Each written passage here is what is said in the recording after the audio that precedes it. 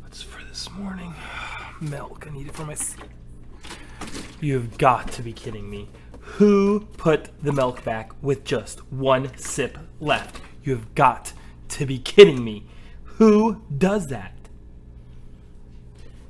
Today has been a bad day. It's raining outside. I have work to do. I have not seen any of the awesome West teachers in almost 8 weeks. Sometimes, you know what? We just have bad days.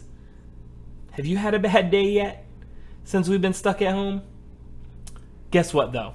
Even superheroes have bad days. The important thing, though, is to have coping skills to help you get out of those bad day funks so that you don't make more bad decisions and make your day worse than what it was. Even as adults, and myself included, have to use coping skills, especially right now when you're stuck at home. I have to use coping skills so I don't raise my voice and so I don't get upset or give up on things. Thanks to Sterling Publishing Company and author Shelley Becker, my wife is going to be reading you an awesome story called Even Superheroes Have Bad Days. Enjoy. Even superheroes have bad days.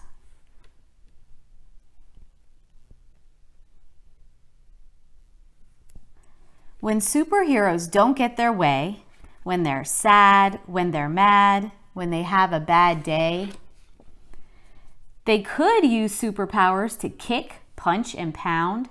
They could shriek. They could screech with an ear-piercing sound. They could crush wooden crates and bend metal grates. They could throw trucks and buses across several states. They could knock over buildings like towers of blocks and crumble the streets into rubble and rocks. They could use laser eyes to ignite forest fires or fling boomerangs to deflate the town's tires.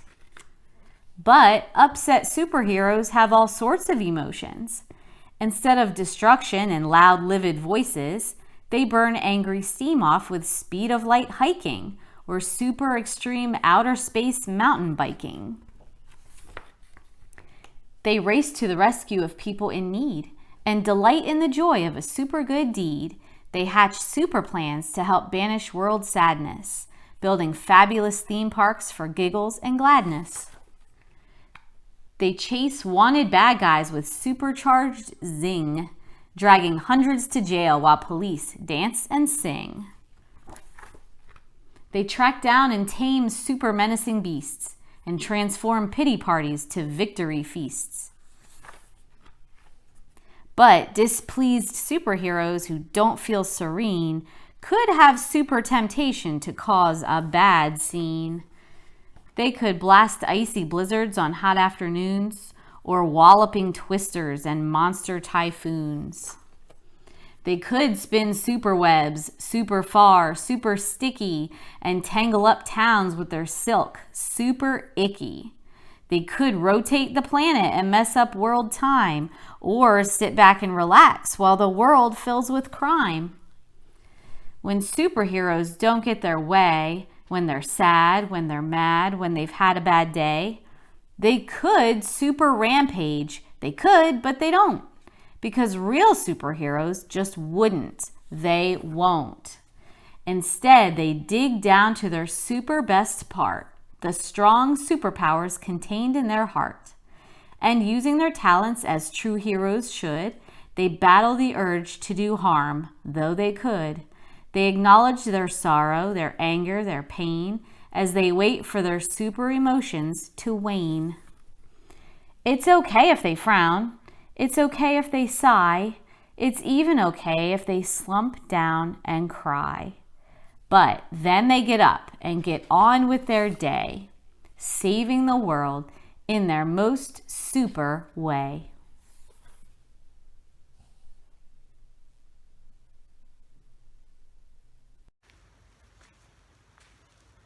Wow. Thanks, Miss Forston, for reading that awesome story for us. Now here's one thing, you might not be able to do speed of light hiking as one of your coping skills like they did in the book, but you could just go out for a walk. Going outside for a walk and getting some fresh air is a great coping skill when you're having a bad day. Just getting out of the situation and relaxing and clearing your mind. That's just one coping skill that you could do, but there's another one too. You're right, there's more than just hiking as a coping skill. You might not be able to do the super extreme space biking on the moon like in the book, but guess what? You could go out for a bike ride.